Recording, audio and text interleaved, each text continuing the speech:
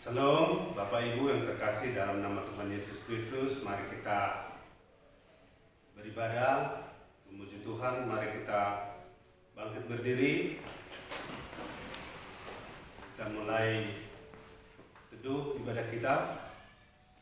Pertolongan kepada kita adalah di dalam nama Tuhan yang menciptakan langit dan bumi, yang memelihara kesetiaannya sampai selama-lamanya dan tidak meninggalkan pekerjaan tangannya. Kasih karunia dan damai sejahtera dari Allah Bapa dan Tuhan Yesus Kristus di dalam persekutuan Roh Kudus menyertai kita sekalian. Amin. Nas pembimbing terambil dari Kisah Para Rasul 4 ayat 32. Adapun kumpulan orang yang telah percaya itu, mereka sehati,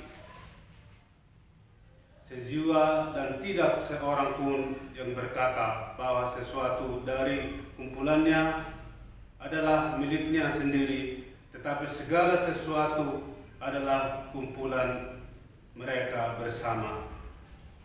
Kita akan memuji Tuhan dari Kidung Jemaat nomor 15, 1 dan 2, berhimpun semua berhadap Tuhan.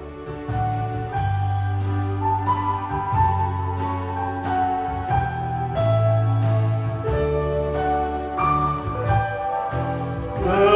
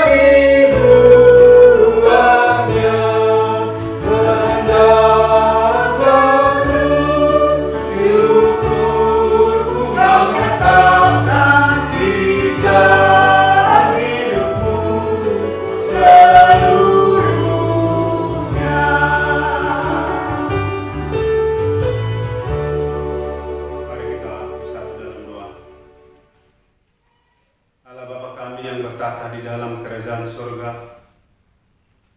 segala dan puji syukur Tuhan, kami panjatkan kehadirat-Mu oleh karena kasih dan pertolongan Tuhan bagi kami.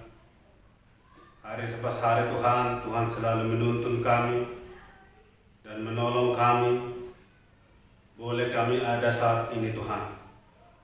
Kami berkumpul bersama-sama di sini Tuhan untuk beribadah kami Tuhan. Berkati kami Tuhan, kuduskan kami. Itu bukan semata-mata boleh kami ada untuk mengadakan ibadah kami saat ini, bukan karena gagah kami, melainkan belas kasihan dan pertolongan Tuhan. Oleh karena itu Tuhan, kasihilah kami dan berikanlah pertolongan bagi kami. Walaupun kami Tuhan sesara di rumah dan di ibadah kami ini, kami bersama-sama untuk memuji memuliakan Tuhan. Tidak mengurangi rasa syukur kami, tidak mengurangi hormat kami kepada Engkau Bapa. Oleh karena pertolongan Tuhan walaupun masa-masa yang wabah COVID sekarang ini, oleh karena kasih Tuhan dan pertolongan Tuhan, kami serahkan jiwa dan roh kami kepada Engkau Bapa. Biar selalu campur tangan Tuhan di dalam kehidupan kami. Dan ibadah kami ini Tuhan, kami serahkan Tuhan dari awal, pertengahan hingga akhirnya nanti. Boleh kami Tuhan bersama-sama di sini menegakkan ibadah kami. Dan juga firman Tuhan oleh disampaikan oleh Ibu Gembala kami nanti.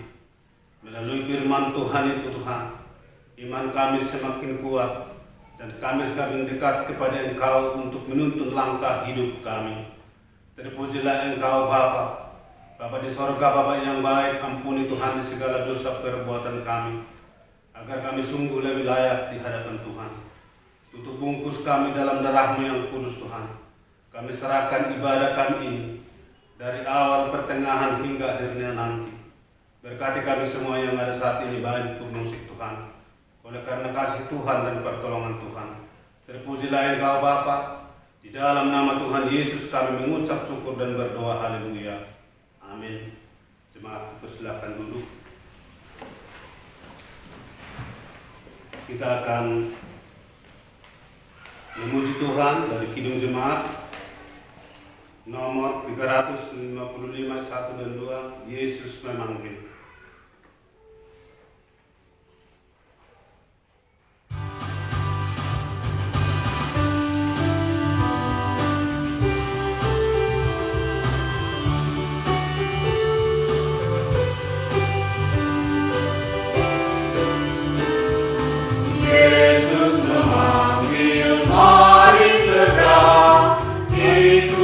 Dalam selamat warga, jangan sesat dengar sabdanya. Hai marilah segera, sudah ditinggalkan senang, dengan dosa hatiku terang, bersama Yesus dalam terang.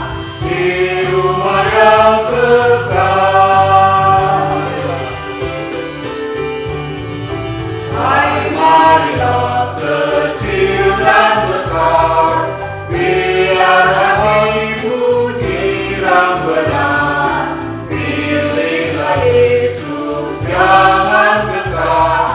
Hai mari datanglah, sudah ditinggalkan senang, bebas dosa hatiku tenang. Bersama Yesus dalam terang, di rumah yang megah.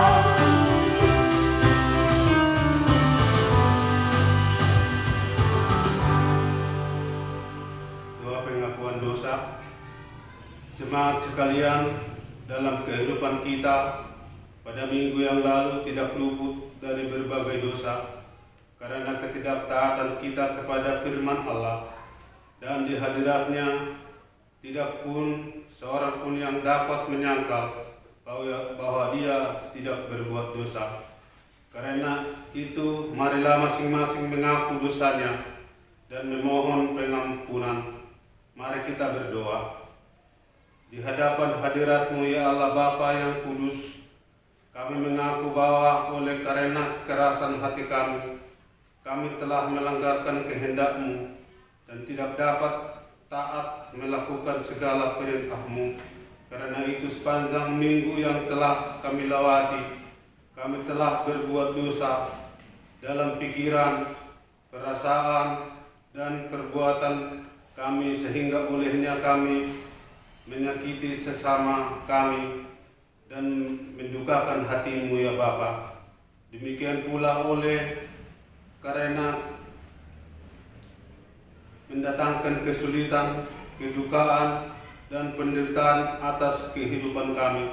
Oleh karena itu, ampunilah kami dan cucikanlah kami daripada segala dosa, dan layakkanlah kami hidup di bawah anugerah, berkat, dan kasih setia-Mu.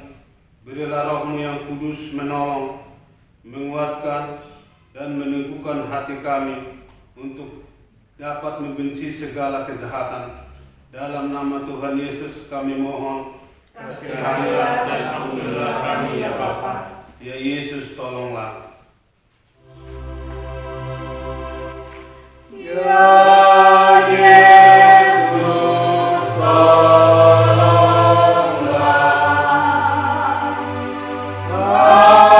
Hapuskan dosaku dan dari seluruh dunia, lepaskan hamba-Mu. Berita anugerah. Jemaat sekalian, sebagai hamba Tuhan Yesus Kristus, saya menyampaikan berita pengampunan dosa sebagai berikut.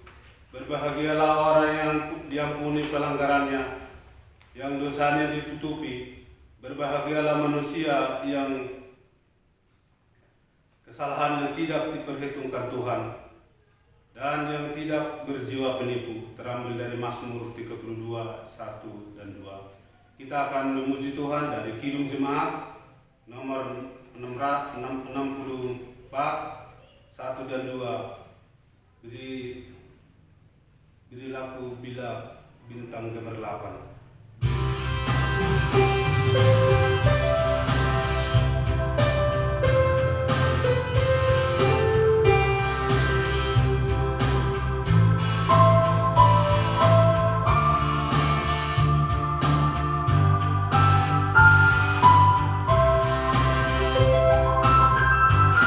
Bila ku lihat bintang gemerlapan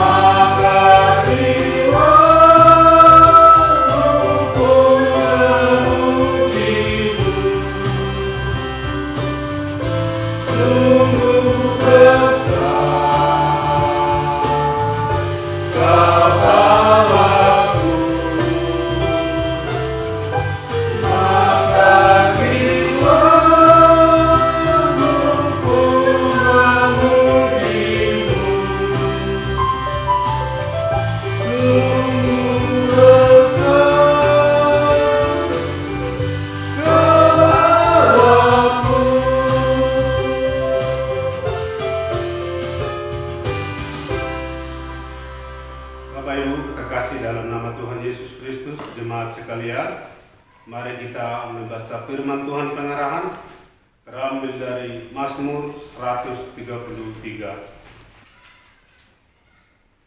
Inilah firman Tuhan. Nyanyian ziarah Daud. Sungguh alangkah baiknya dan indahnya apabila saudara-saudara diam bersama-sama dengan rukun, seperti minyak yang baik di atas kepala meleleh ke janggut, yang meleleh ke janggut Harun dan leher jubahnya, seperti embun di gunung Hermon, yaitu yang turun ke atas gunung-gunung Sion, sebab kesanalah Tuhan memerintahkan berkat kehidupan untuk selama-lamanya. Demikian bacaan firman Tuhan pengarahan. Berbahagialah orang yang membacanya dan merenungkannya di dalam hatinya masing-masing.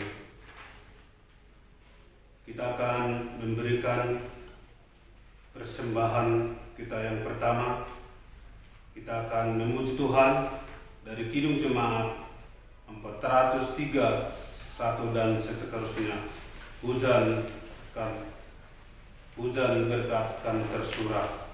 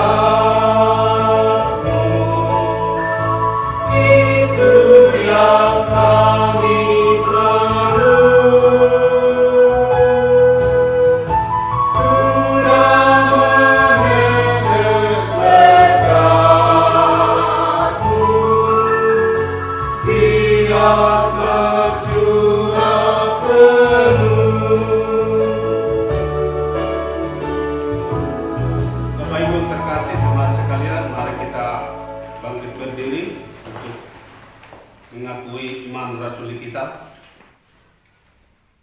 Jawab Yesus kepadanya, kasihilah Tuhan Allahmu dengan segenap hatimu dan dengan segenap jiwamu dan dengan segenap akal budimu. Itulah hukum yang terutama dan yang pertama. Dan hukum yang kedua yang sama dengan itu ialah kasihilah sesamamu manusia seperti dirimu sendiri. Pada kedua hukum inilah tergantung seluruh hukum dan Taurat. kitab para nabi. Mari kita mulai mengakui iman rasuli kita. Aku percaya kepada Allah Bapa yang Maha Kuasa, Khalik langit dan bumi, dan kepada Yesus Kristus Anaknya yang tunggal Tuhan kita, yang dikandung daripada Roh Kudus, lahir dari anak darah Maria, yang menderita di bawah pemerintahan Pontius Pilatus, disalibkan, mati dan dikuburkan, turun dalam kerajaan maut, pada hari yang ketiga bangkit pula dari antara orang mati, naik ke surga, duduk di sebelah kanan Allah Bapa yang Maha Kuasa, dan akan datang dari sana untuk menghakimi orang yang hidup dan yang mati. Aku percaya kepada Roh Kudus, gereja yang kudus dan am, persekutuan orang kudus, pengampunan dosa, kebangkitan tubuh, dan hidup yang kekal. Amin. Jemaat, persilakan duduk kembali. Kita akan mendengarkan firman Tuhan yang disampaikan oleh Ibu Gembala kita, yaitu Pendeta Dr. Susan MTH. Namun kita menyanyikan pujian kita, hanya Kau Tuhan di hidupku.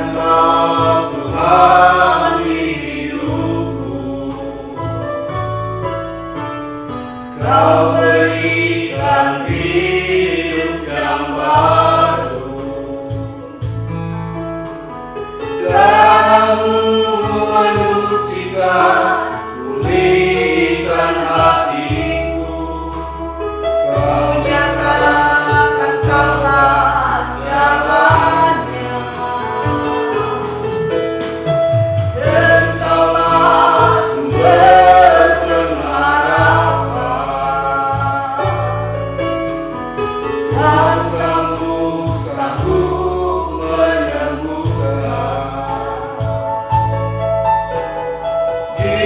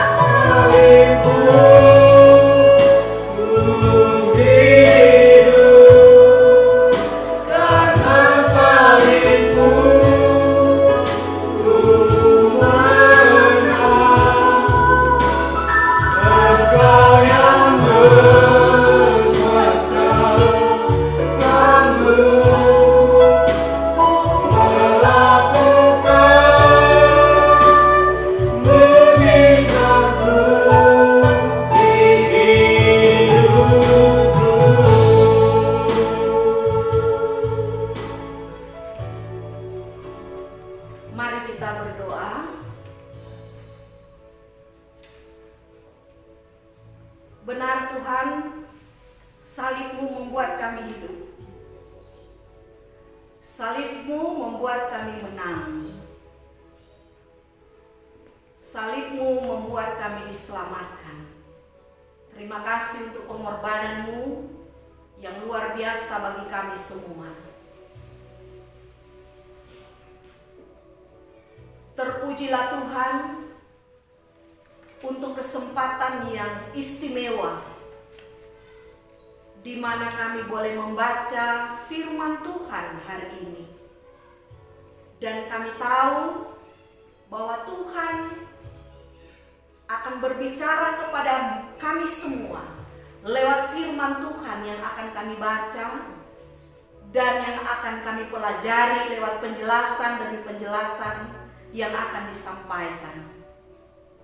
Terima kasih, arahkan pikiran dan hati kami ya Tuhan, supaya kami siap mendengarkan, merenungkan, dan belajar tentang kedahsyatan firman-Mu.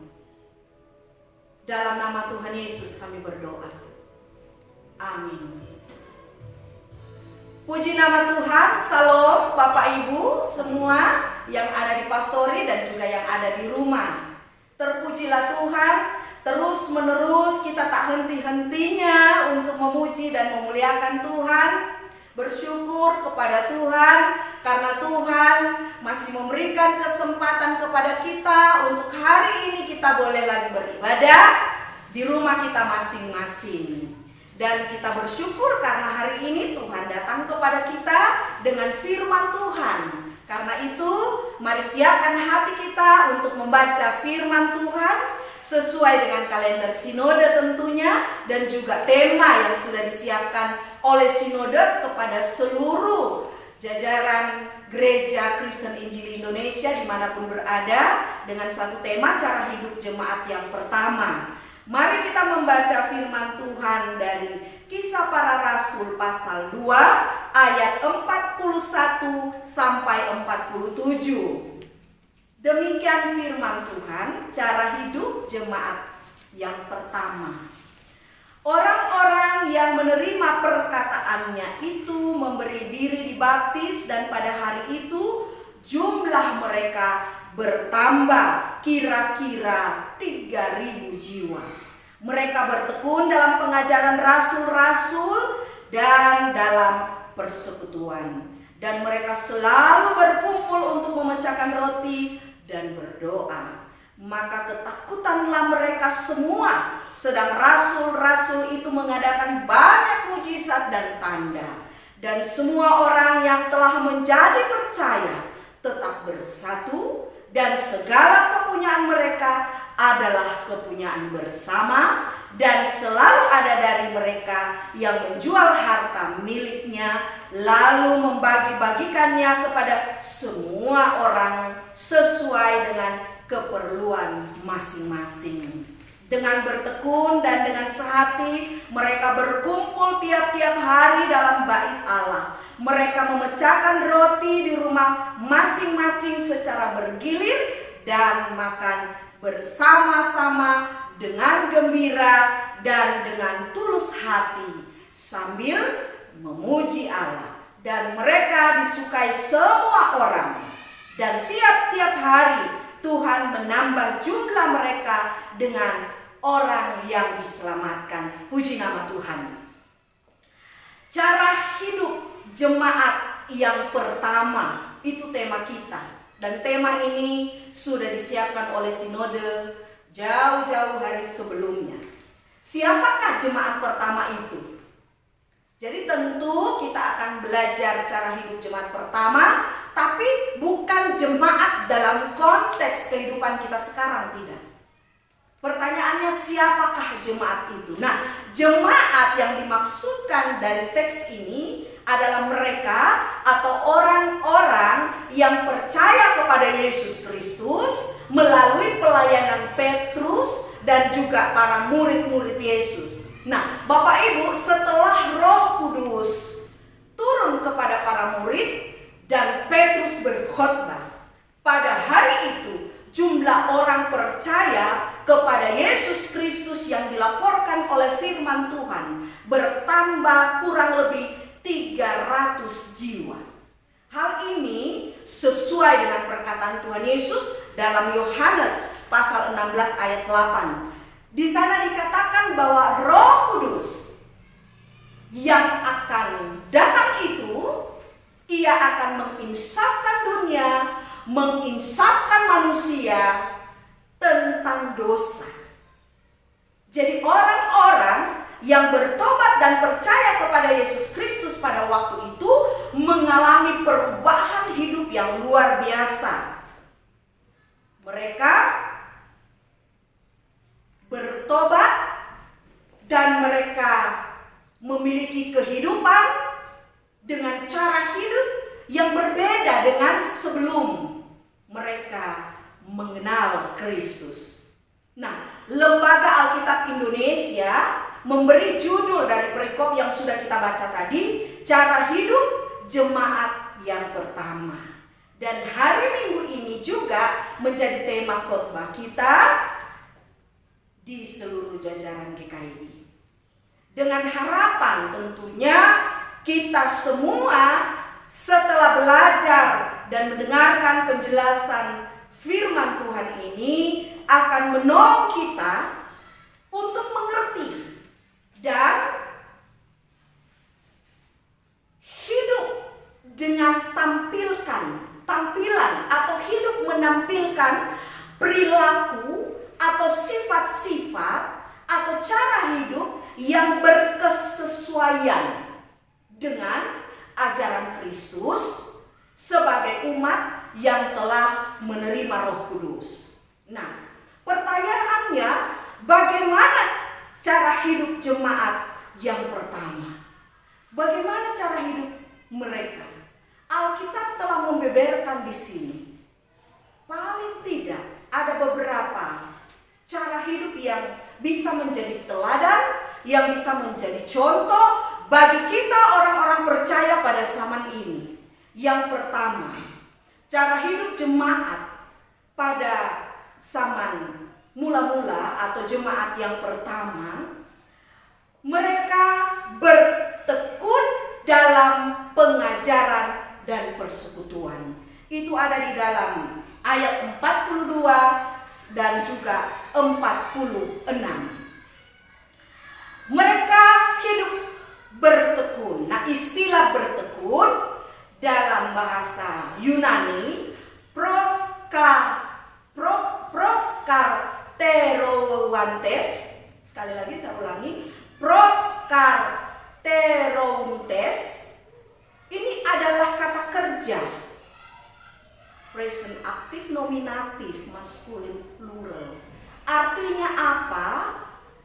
Artinya bahwa jemaat yang mula-mula adalah orang-orang yang pada waktu itu di Yerusalem selalu aktif untuk mematuhi, untuk mentaati dan bertahan dalam pengajaran para rasul dan juga dalam persekutuan.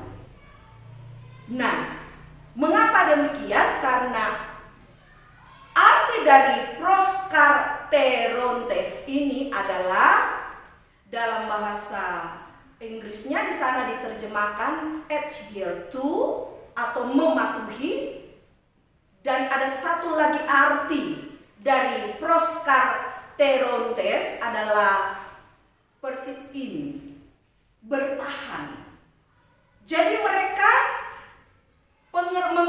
mengerti tentang firman Tuhan yang diajarkan, lalu apa yang diajarkan oleh para rasul itu mereka patuhi dan mereka bertahan dalam pengajaran itu.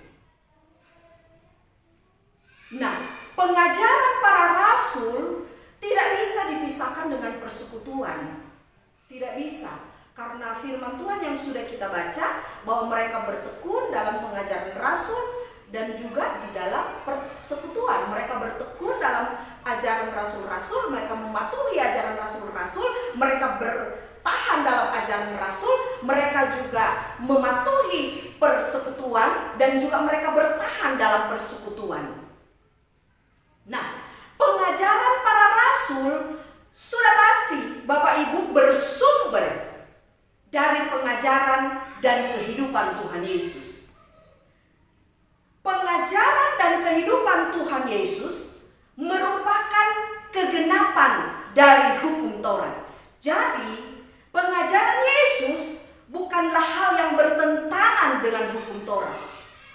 Namun, keadaan pada zaman itu dalam pemerintahan Romawi kira-kira pada tahun sekitar 30-an, ajaran yang bersumber pada Kristus Yesus itu sangatlah ditentang oleh para pemimpin bangsa pada waktu itu dalam kepemimpinan pemerintahan Romawi, dan juga sangat ditentang oleh para petinggi-petinggi agama pada waktu itu.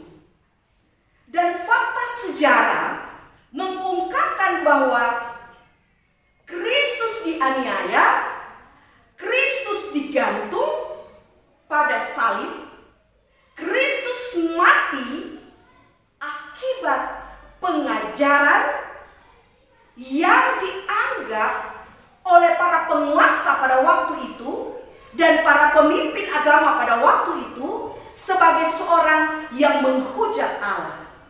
Matius 9 ayat 3, Matius 26 ayat 65, Markus 27, Markus 2 ayat 7, Lukas 5 ayat 21, Yohanes 10 ayat 33. Menurut para pemimpin bangsa pada waktu itu dan para pemimpin-pemimpin agama, bahwa Yesus itu adalah pribadi yang menghujat Allah. Itulah sebabnya Yesus pada waktu itu disesat, dianiaya, diadili, bahkan disalibkan.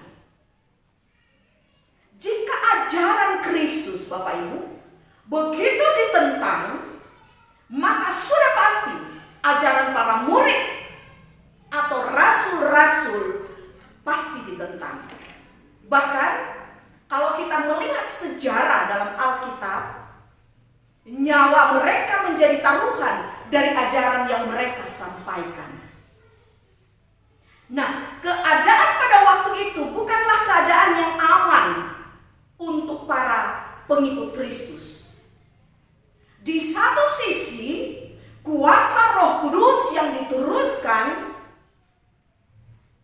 tidak dapat dibendung, bekerja dengan luar biasa dalam kehidupan para murid, sehingga oleh kuasa Allah para murid melakukan begitu banyak mujizat.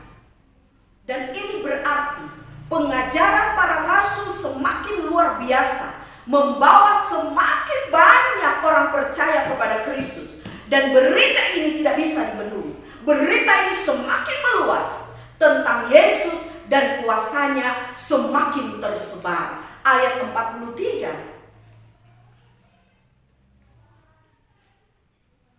Karena itu, dalam ayat 43, di sana dilaporkan oleh firman Tuhan, mereka sangat ketakutan. Dan para rasul mengadakan begitu banyak mujizat. Di tengah-tengah kondisi seperti inilah, para orang-orang yang percaya, patuh, taat, dan mereka bertahan dalam pengajaran para rasul. Bahkan mereka patuh dan taat bertahan dalam persekutuan. Dan ini hal yang tidak mudah, Bapak Ibu. Bukan hal yang mudah. Sebab itu berarti jika mereka terus bertahan kepada pengajaran Kristus, jika mereka terus bertahan dan mentaati ajaran Kristus, terus bertahan dalam persekutuan, itu berarti nyawa mereka adalah taruhannya. Bagaimana untuk kita?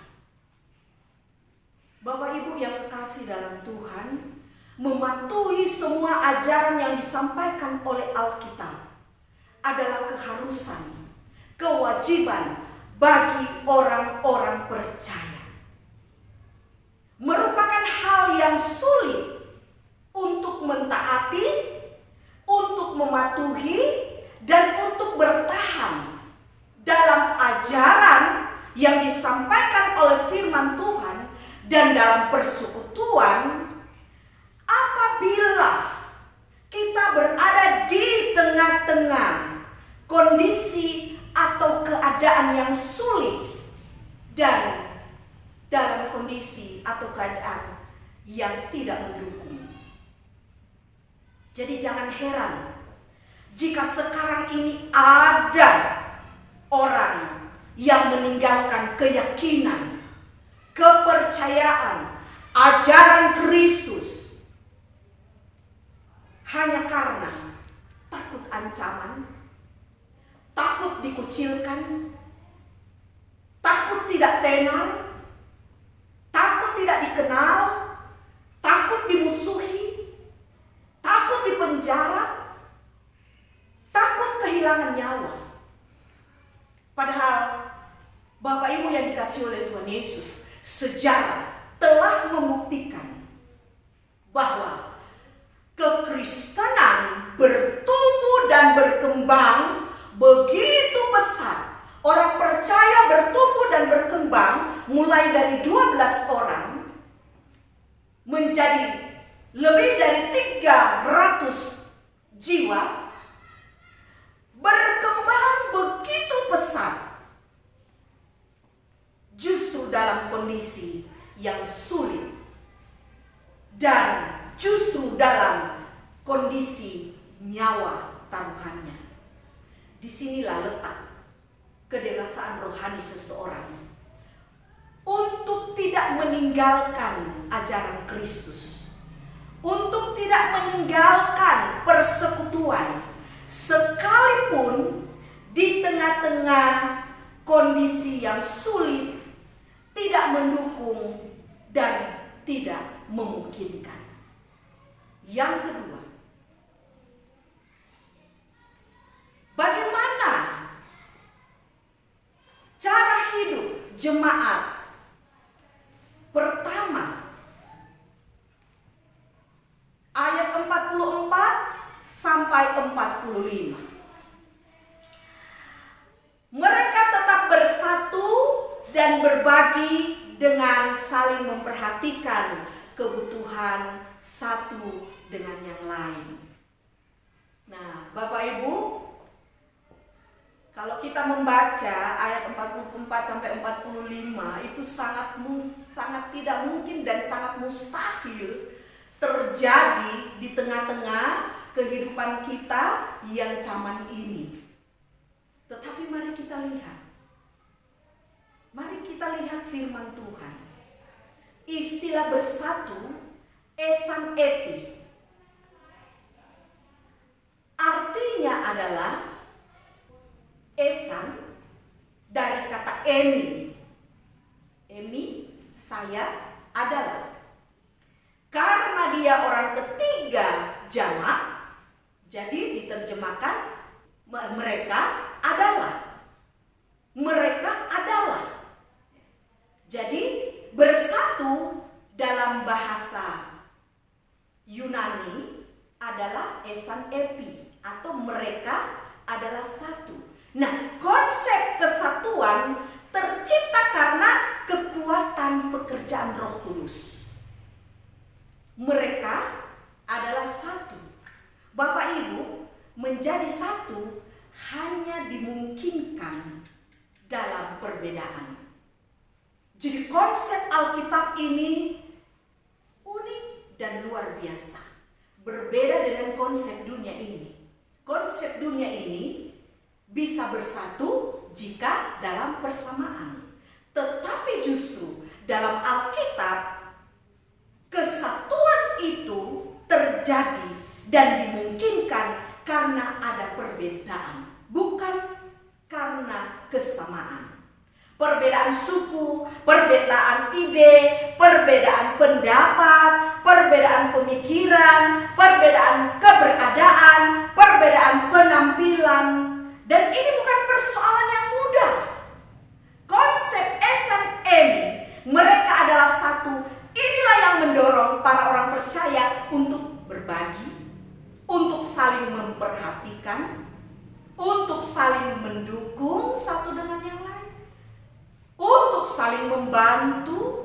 Dan di sanalah kelihatan, tercipta, nampak kasih mereka yang begitu kuat. Kekurangan orang lain adalah kekurangan bersama, kelebihan orang lain adalah kelebihan bersama, kesusahan orang lain adalah kesusahan bersama, kesedihan orang lain adalah kesedihan bersama, kesakitan orang lain adalah kesakitan bersama. Itulah sebabnya mereka tidak mau hidup untuk kepentingan diri sendiri, karena mereka mengerti tentang konsep kesatuan. Mereka adalah satu, dan konsep inilah yang kemungkinan besar dikembangkan oleh Rasul Paulus dalam kitab Korintus tentang tubuh Kristus. Bagaimana dengan kita? Perbedaan merupakan cara Tuhan untuk menyatukan orang percaya. Karena perbedaan telah diciptakan oleh Allah sejak penciptaan. Manusia yang tidak suka dengan perbedaan sama saja manusia melawan firman Allah. Dalam tubuh Kristus tidak ada yang sama. Kalau kita memperhatikan tubuh seperti kata Paulus, tubuh Kristus, di mana Kristus adalah kepala dan semua kita adalah anggotanya. Tidak ada yang sama. Tangan kiri, tangan kanan tidak ada yang sama. Semua tidak ada yang sama. Mari kita perhatikan dan kita teliti. Semua tidak ada yang sama. Sekalipun dikatakan sama-sama telinga, tetapi tetap berbeda. Sama-sama mata, tetapi tetap berbeda. Sama-sama lubang hidung, tetapi tetap berbeda. Sama-sama jari kelingking, tetapi tetap berbeda. Sama-sama jempol, tetapi tetap berbeda. Sama-sama jari telunjuk, tetapi ini jari telunjuk, ini jari telunjuk, tetapi tetap berbeda. Coba kita memperhatikan dan mempelajari. Dalam tubuh Kristus, sekali lagi tidak ada kesamaan. Semua berbeda. Namun dalam Kristus sebagai kepala menyatukan kita sehingga kita bisa saling berbagi, kita bisa saling memperhatikan, kita bisa saling mendukung satu dengan yang lain, kita bisa saling membantu, kita bisa saling mengasihi. Kekurangan orang lain adalah kekurangan saya, kelebihan orang lain adalah kelebihan saya, kesusahan orang lain juga kesusahan saya, kesedihan orang lain juga kesedihan saya, kesakitan orang lain yang percaya juga kesakitan saya, kelebihan orang lain juga kelebihan saya. Apa yang dirasakan orang lain itu juga yang kita rasakan, karena kita tahu bahwa kita ini adalah satu.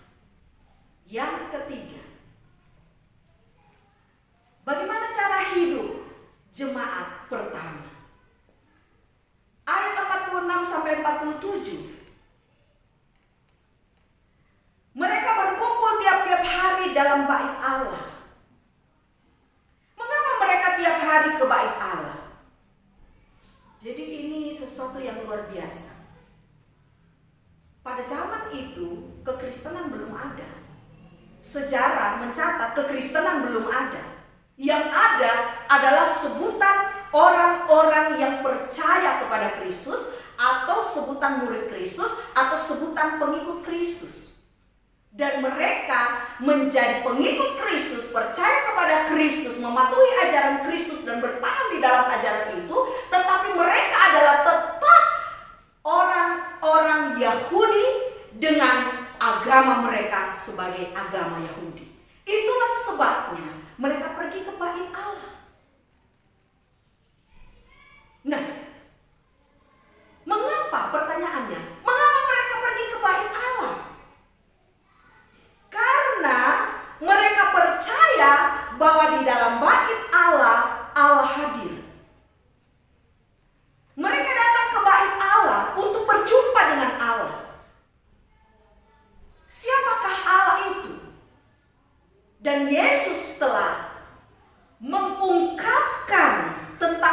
ini dalam Yohanes 2 ayat 19-21. Yesus mengatakan bahwa bait Allah adalah pribadi Yesus sendiri. Itulah sebabnya dia katakan, rombak bait Allah ini, dalam 3 hari aku bisa membangunnya. Luar biasa. Itu berarti orang-orang yang datang ke bait Allah untuk mencari Allah. Dan jika mereka mencari Allah, berarti mereka mencari Yesus. Karena Yesus adalah Allah. Mereka berkumpul di bait Allah. Mereka bersekutu di rumah-rumah secara bergilir. Mereka melakukannya dengan gembira. Mereka melakukannya dengan tulus hati. Mereka melakukannya dengan memuji Tuhan. Mengapa? Karena mereka tahu bahwa Allah di dalam Yesus Kristus ada bersama dengan mereka.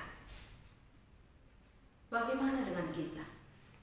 Sekarang kita, Bapak Ibu, tidak lagi beribadah untuk sementara waktu di dalam bait Allah yang adalah sebutan gereja, dan tidak bersekutu satu dengan yang lain, karena kondisi sekarang ini tidak memungkinkan untuk kita berkumpul.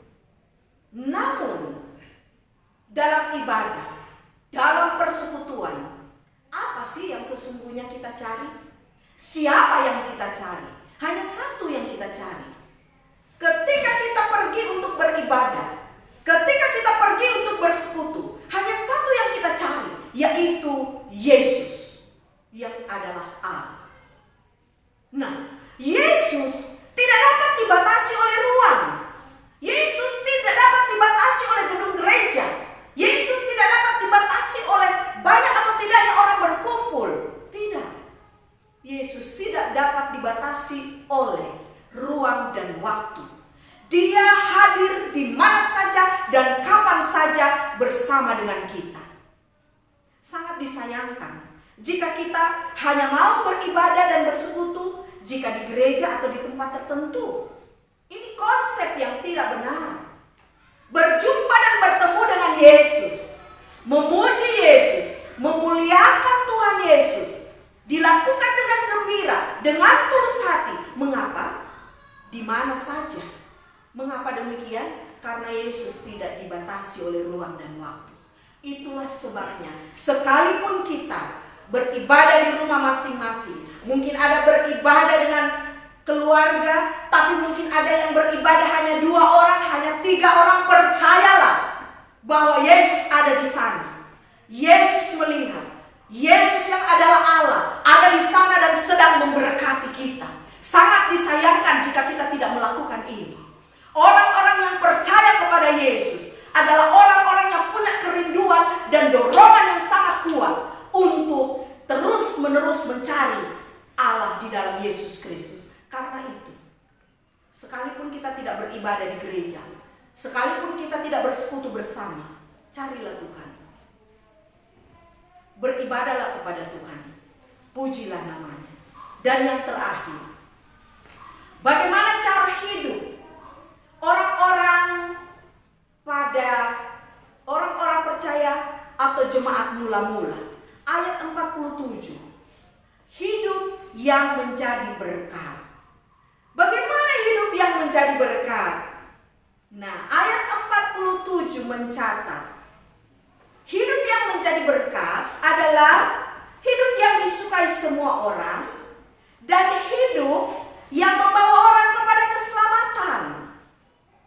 Nah, hidup yang disukai oleh semua orang itu terjadi dan dilaporkan oleh Alkitab pada kehidupan jemaat pertama. Mereka disukai oleh semua orang. Dan ungkapan ini seringkali dibantah dengan ungkapan kita yang selalu membela diri, bahwa kita tidak mungkin menyenangkan atau menyukakan semua orang.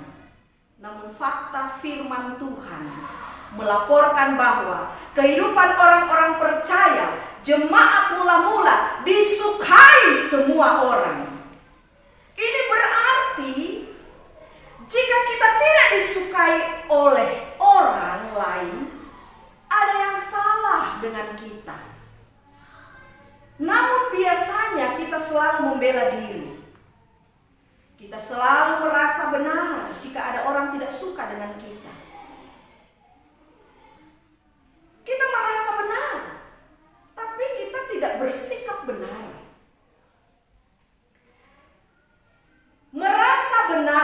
dan bersikap benar adalah dua hal yang berbeda. Jika orang tidak menyukai kita, mari kita mengintrospeksi diri kita sendiri. Bukan kita merasa benar, padahal kita tidak melakukan kebenaran. Tidak demikian.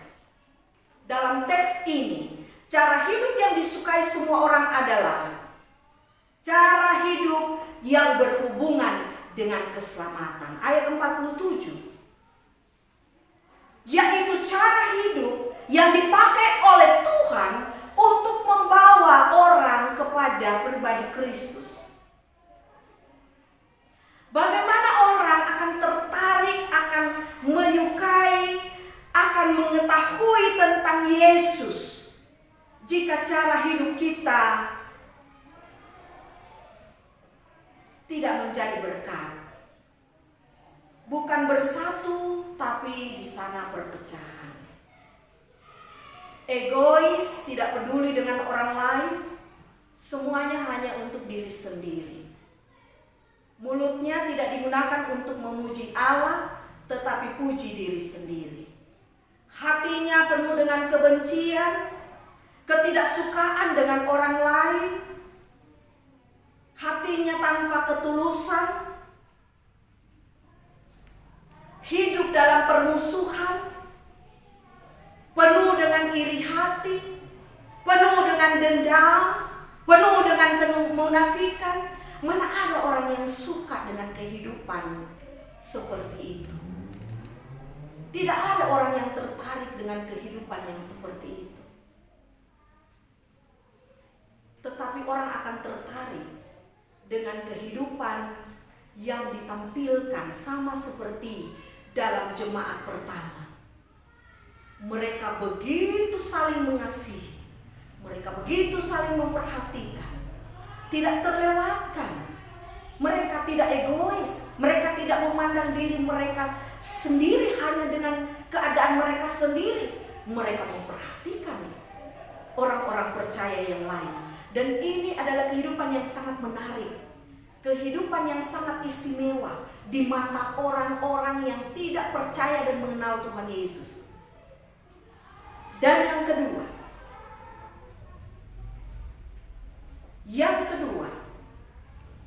kehidupan yang membawa orang kepada keselamatan.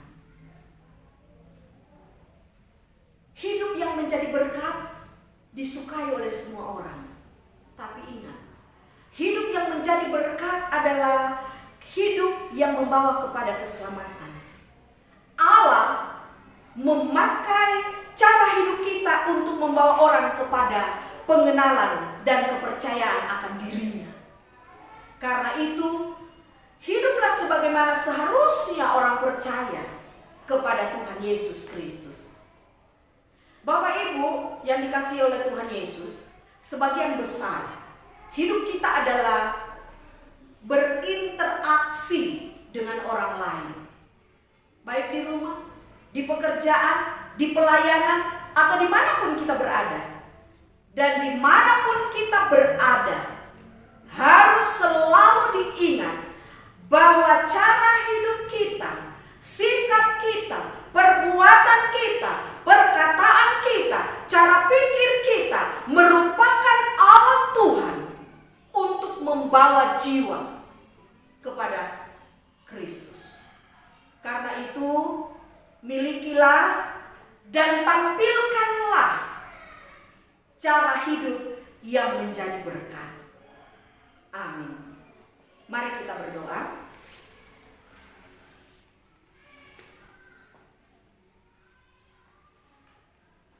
Tuhan, ini kami.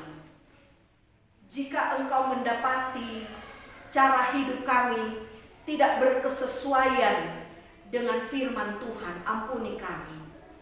Jika Engkau mendapati dan melihat kami, cara hidup kami tidak berpadanan dengan apa yang dikehendaki Tuhan, ampuni kami. Dan biarkanlah firman Tuhan yang sudah kami baca dan penjelasan yang sudah kami dengar, yang sudah disampaikan, dan didengar oleh seluruh jemaat Tuhan. Kiranya mengubah cara berpikir, bahkan dengan firman Tuhan yang sudah kami baca, dapat membawa kami untuk kami hidup, bertahan, mematuhi setiap ajaran yang diberikan oleh Tuhan lewat firman Tuhan. Bertahan dalam persekutuan, membuat kami untuk hidup bersatu, menjadikan kami untuk selalu berpikir bahwa kami adalah satu diciptakan oleh Tuhan dalam keperbagaian keadaan dan pendapat, keperbedaan yang ada. Kami tetap satu karena Kristus yang adalah kepala telah menyatukan kami. Dan tolonglah kami Tuhan, supaya kami hidup untuk terus mencari Allah, punya kerinduan, punya kehausan yang dalam akan firman Tuhan, untuk terus mencari Tuhan dimanapun kami berada, baik itu di rumah, di luar rumah, dalam pekerjaan kami. Tolong kami supaya kami tetap punya hubungan yang baik dengan Tuhan, hubungan yang terjaga dengan Tuhan, dan jadikan kami sebagai pribadi-pribadi yang memiliki cara hidup untuk menjadi berkat bagi orang lain. Biarkanlah kiranya kami mampu menampilkan, kami mampu bersikap, kami mampu untuk berkata-kata, kami mampu untuk melakukan apa yang dikatakan firman Tuhan. Dan lewat apa yang kami lakukan, orang melihat dan orang senang dengan ajaran Tuhan Yesus, dan orang datang untuk mengetahui tentang Yesus. Bahkan lewat cara hidup kami, orang datang untuk menerima Kristus. Terima kasih Tuhan. Dalam doa kami bersama, kami juga berdoa untuk bangsa kami. Berikan pemerintah kami hati yang bijaksana di dalam mengatur, bahkan mengendalikan kondisi yang ada sekarang ini Tuhan, supaya bangsa kami terbebas dari wabah yang kami alami, dan juga supaya bangsa kami menjadi bangsa dengan rakyat yang patuh kepada pemerintah. Kami berdoa untuk lahan gereja kami, kiranya Tuhan menolong dan menyiapkan di wilayah 4, dan kami memohon supaya Tuhan sendiri dalam waktu Tuhan memberikannya untuk kami. Kami berdoa untuk Misi Rahmat, Departemen Pendidikan Yayasan Pelita Kasih, PAUD, TK, SD, SMP, SMA, dan STTIP. Kami mau menyerahkan semua mereka kepada Tuhan. Kiranya Tuhan menolong untuk para hamba-hamba Tuhan yang melayani di sana, para dosen, para pendeta, dan juga untuk setiap siswa maupun mahasiswa. Biar kiranya Tuhan juga memberkati, mencukupkan semua yang mereka butuhkan setiap hari maupun setiap bulannya. Kami juga berdoa untuk seluruh jemaat-Mu, kuatkan iman mereka ya Tuhan. Jika iman mereka dalam keadaan lemah, dikuatkan oleh Tuhan. Berkati pekerjaan dan usaha mereka. Berkati anak-anak mereka yang dalam keadaan sulit ini mereka belajar di rumah. Berkati anak-anak mereka, baik itu balita, PAUD, TK, SD, SMP, SMA, SMK, perguruan tinggi. Tuhan juga menolong untuk mereka yang mencari pekerjaan. Tuhan memberikan pekerjaan dengan cara Tuhan. Tuhan juga menolong mereka yang belum menemukan teman hidup. Tuhan juga menolong ibu-ibu yang sedang mengandung. Biarlah kiranya janin boleh tumbuh dengan sempurna, organ tubuh boleh lengkap, ibu dan janin juga dalam keadaan sehat. Tuhan juga menolong jemaat yang membutuhkan hunian tetap, bahkan jemaat dalam kebutuhan setiap hari mereka. Diberkatilah oleh Tuhan, ditolonglah oleh Tuhan. Kami juga berdoa menyerahkan untuk Penatua S. Sihaloho dalam proses pemulihan dan Opung Boru Felicia Sihaloho, Penatua S. Purba dan Opung Mika Boru, Opung Niko, Opung Meli, Doli dan Boru, Pendeta Kim Bong Wan dan juga Ibu Kim Bong Wan, Opung Alek, Opung Melki Nainggolan, Mama Desi, Ibu dari Mama Felicia Sihaloho, Diaken M.E. Sihaloho dan Opung Fania Boru, Opung Boru Kesia. Dalam proses terapi juga Ariel, Purba dan Yeskiel. Tuhan, mari Engkau menolong mereka semua. Kami memohon Tuhan menjamah dan sembuhkan mereka dari sakit penyakit mereka. Jika Tuhan izinkan untuk mereka menanggungnya, biar Tuhan memberikan kekuatan dari Tuhan supaya mereka boleh bersyukur dan memuji Tuhan dalam keadaan apapun juga. Kami juga berdoa mau menyerahkan untuk jemaat Tuhan yang sedang berulang tahun dalam minggu ini, tanggal 7 Bapak Valen Sidaurung, tanggal 9 Ibu Riyadi Mani, tanggal 11 Mikael Sihaloho, tanggal 11 Rahel Sidaurung, tanggal 12 Ariel Purba, tanggal 13 Renaldi Sijabat. Tuhan menolong mereka semua, Tuhan memberkati mereka sebagaimana di tahun yang sudah mereka lalui, tahun-tahun di mana mereka akan melalui ke depan. Kiranya semua dalam berkat Tuhan. Terima kasih ya Tuhan. Kami juga mengucap syukur karena Tuhan sudah menolong proses persalinan dari Ibu Lena Purba.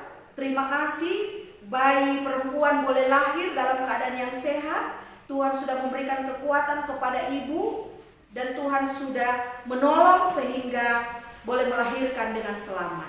Terima kasih banyak ya Tuhan. Tuhan memberkati dalam pertumbuhan bayi maupun dalam proses pemulihan ibu. Terima kasih Bapa di sorga, dalam nama Tuhan Yesus kami sudah berdoa. Amin. Puji nama Tuhan, mari kita memberikan persembahan kita. Dan kita mengingat firman Tuhan, camkanlah ini, orang yang menabur sedikit akan menuai sedikit juga. Dan orang yang menabur banyak akan menuai banyak juga. Hendaklah masing-masing memberikan menurut kerelaan hatinya, jangan dengan sedih hati atau karena paksaan, sebab Allah mengasihi orang yang memberi dengan sukacita. 2 Korintus 9 ayat 6 sampai 7. Sambil kita memberikan persembahan, kita nyanyikan pujian hidup kita yang benar. Haruslah mengucap syukur. Syukur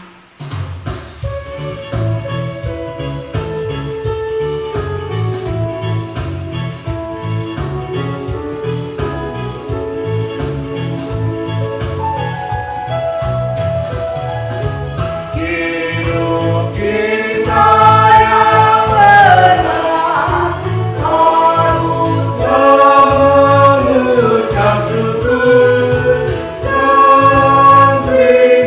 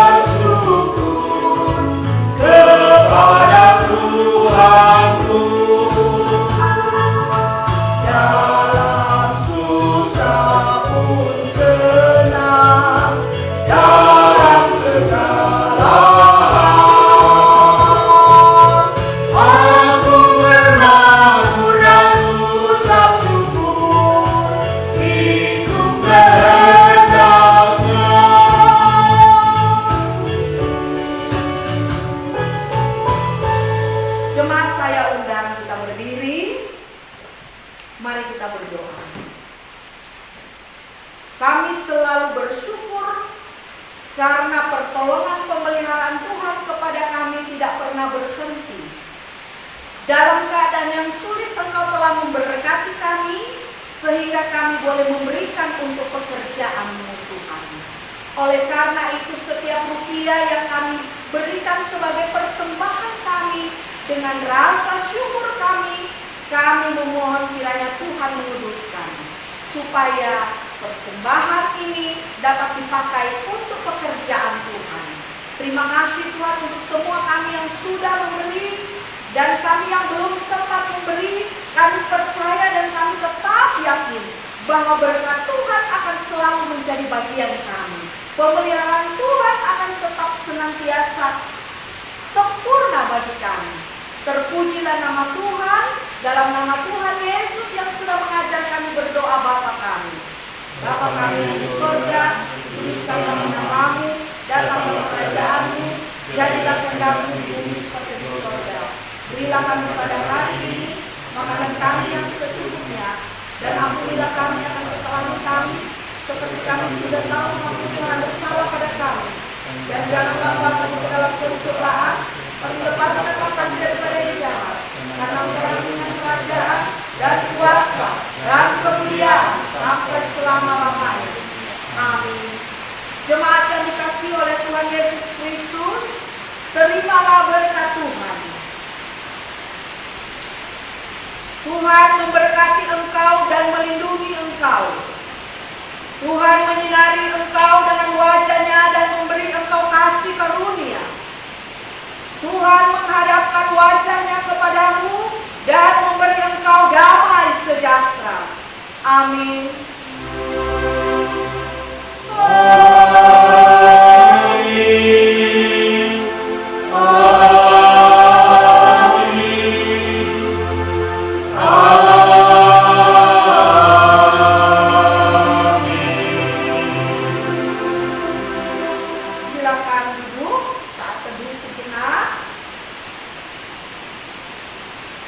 Bapak Ibu sekalian, ibadah kita telah selesai. Puji nama Tuhan, selamat hari Minggu. Tuhan memberkati. Salam Shalom. Dan terakhir ada pengumuman dari Bapak Gembala Sidang, Pendeta Cornelius Prayogo. Disilakan.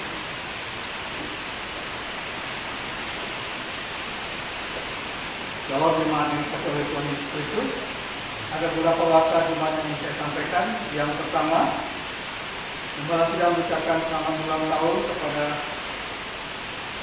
jemaat yang berulang tahun pada minggu ini, tanggal 7 Bapak Faris Dahulu, tanggal 9 Ibu Derimani, tanggal 11 Mikael Sialoho, tanggal 11 Faris Dahulu, tanggal 12 Adi Purba, dan tanggal 13 Melalui Sejarah. Gembala Sidang memanggil mengucapkan selamat ulang tahun. Dan yang kedua, pengumuman persembahan diberitahukan kepada seluruh jemaat bahwa dalam minggu-minggu ini akan mengumpulkan persembahan dalam sepanjang bulan Mei yang lalu, dan untuk mengumpulkan persembahan wilayah Kebun Kopi Melong Parmindo oleh Diaken AF Sialoho SH, wilayah Timuli Gunung Batu oleh Diaken F Jabat, wilayah Serang-Serang dan sekitarnya oleh Penatua Besinaga, wilayah Cibebe dan sekitarnya oleh Diaken F Wisman Dinta, wilayah Caringin dan sekitarnya oleh Diaken Aktif Purba. Demikianlah warta jemaat. Tuhan Yesus memberkati. Setiap persembahan Bapak Ibu, Tuhan akan memberkati dalam setiap kehidupan kita semua. Terpujilah Tuhan. Shalom dan selamat hari Minggu. Tuhan Yesus memberkati.